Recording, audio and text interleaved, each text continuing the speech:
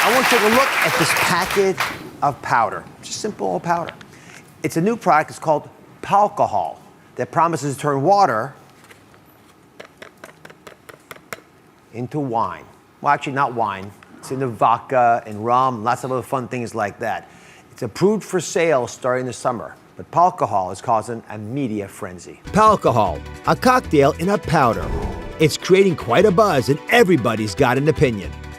But not everyone agrees. Critics call the powdered booze risky and an accident waiting to happen. And that's the concern. Although created for adults, could Palcohol attract kids and lead to binge drinking, or worse, snorting or injecting it? It's dangerous stuff, and it shouldn't be allowed to be sold. And what about sneaking it into movie theaters, stadiums, and schools? Some states have already banned Palcohol, and others are considering it. With liquid alcohol the most abused drug in the U.S., could powdered alcohol be next? Today, everything you need to know about Palcohol. So today, your top questions about Palcohol. Here to answer, Mark Phillips. He's the creator of Palcohol, and physician Dr. Yale Varnado, who's been researching the product. So what's the point of powdered alcohol? Why did you create it in the first place? Well, I did it because I moved to Arizona and I was doing outdoor activities that I thought it would be nice to bring some alcohol along when I finished with the activity to relax, like biking, backpacking, hiking, stuff like that. And so that's why I came up with it. But the real issue about Palcohol is not just using for recreational activities.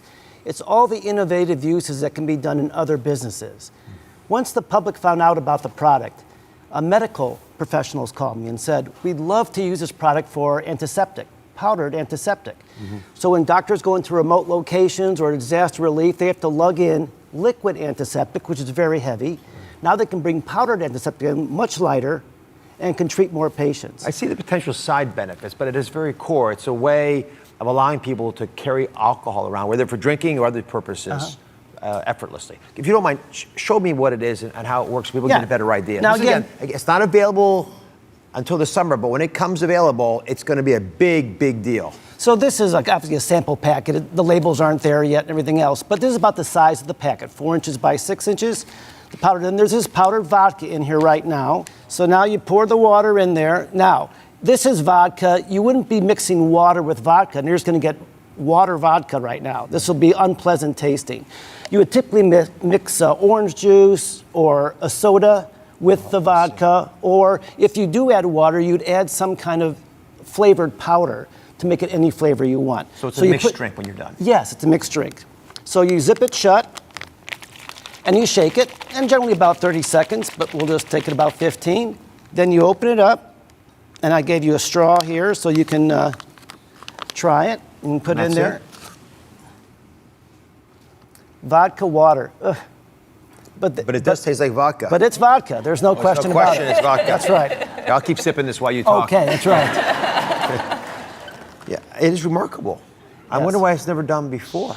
Give me the broader background. How many flavors does it come in? So there's 4 approved versions right now: powdered rum, powdered vodka, and then 2 cocktail flavors: Cosmopolitan and Powderita, our word for margarita. Lemon drop should be coming along soon. With the cocktail versions, you just add water and you have a drink. And the calorie count? About 80 calories a package. So far, so good. Most people, they say, maybe we'll see what's. That's why I think there's been so much of an attention on this. But Dr. Varnado, some states have already banned this product. Right. Banned it. And there are many others that are following. Here's a map of the ones that have actually gotten rid of them. What's the concern? Why is everyone worried? So the concern really is, and you'd mentioned, why hasn't this been done before? People have actually been looking at ways to make powdered or crystallized alcohol since the 70s.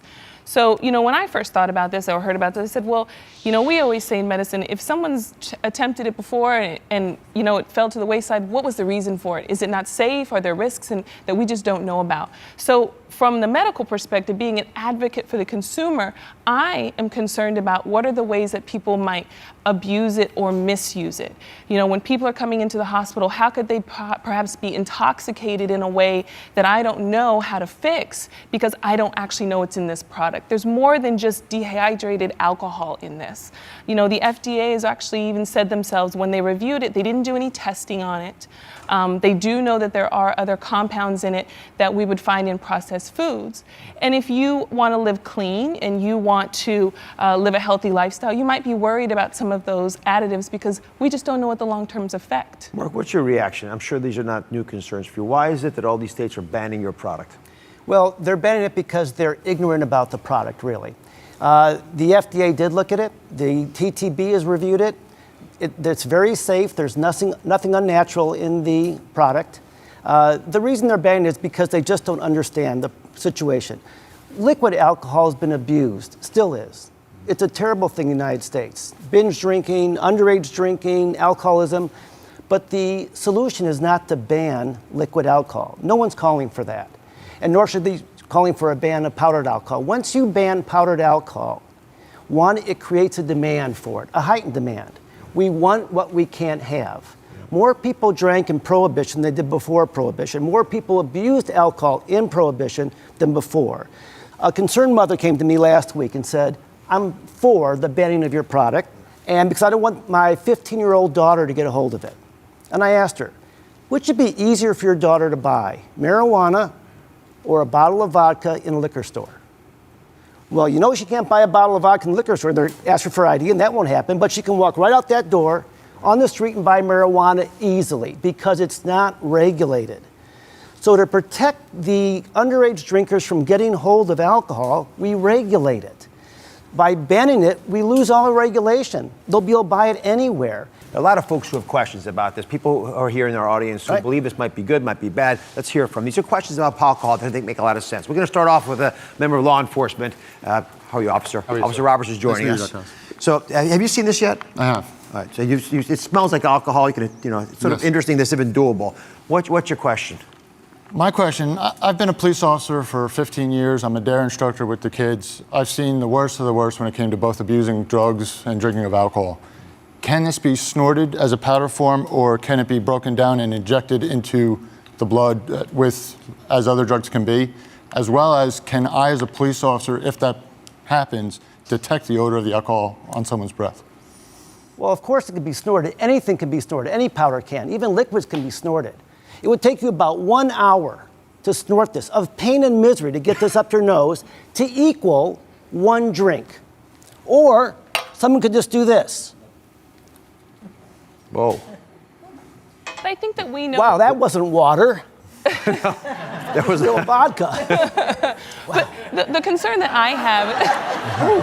it's going to become less of a debate in a moment. The concern that I have as a physician is, I know that you say no one would want to invest the time in snorting this, but we're seeing kids like on YouTube dousing themselves with alcohol, setting themselves on fire, doing the cinnamon challenge. Why wouldn't someone want to put themselves on YouTube snorting this? I mean, it's absolutely possible, and we don't know what's in it. So, I mean, you said it's all natural, but the FDA hasn't done actual research and studies. Have you guys actually conducted any clinical trials on it? I mean, I'd like to know what it is that you have mixed in with this so that I know what I'm ingesting.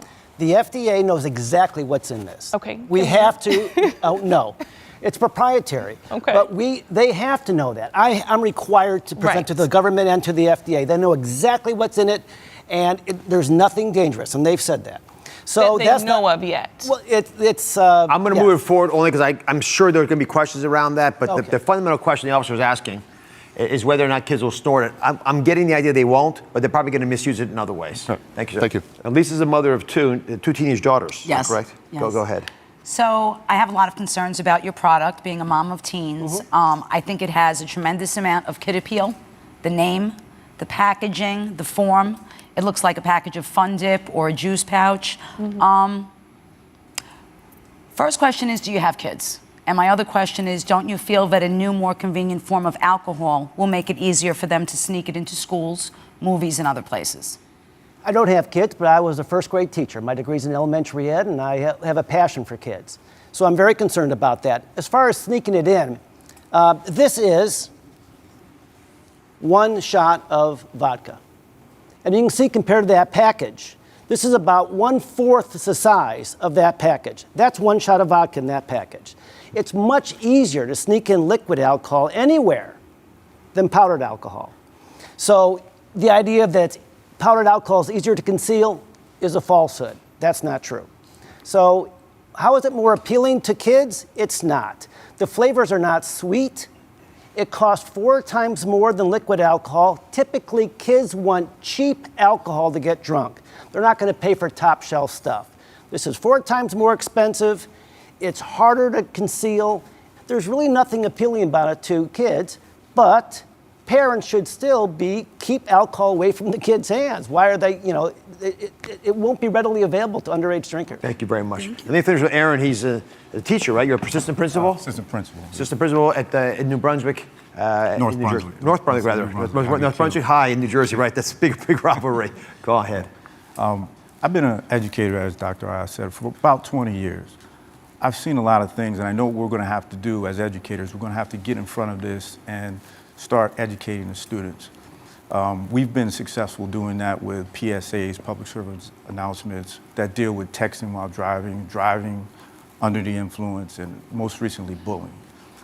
My concern is this really going to be the same potency as regular alcohol? And secondly won't this lead to more binge drinking or binge use because it's a new portal for teenagers? We don't legislate behavior. We educate to change that. No matter what kind of legislation we do, it will not stop binge drinking, alcohol abuse, alcohol misuse. We have to educate people. I don't think that this product is any different than liquid alcohol, certainly not any more dangerous or attractive to people.